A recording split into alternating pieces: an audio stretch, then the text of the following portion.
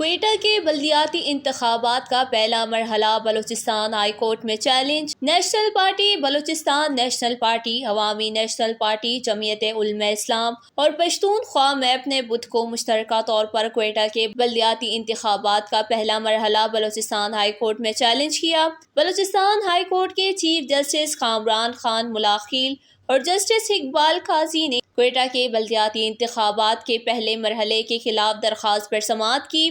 درخواست گزاروں نے موقف اختیار کیا کہ بلوچستان کے بلدیاتی انتخابات گزشتہ مردم شماری کے تحت کروائے جا رہے ہیں۔ گزشتہ مردم شماری کے تحت آبادی 22 لاکھ ہے، جبکہ رواں مردم شماری میں یہ تعداد 26 لاکھ ہو گئی ہے۔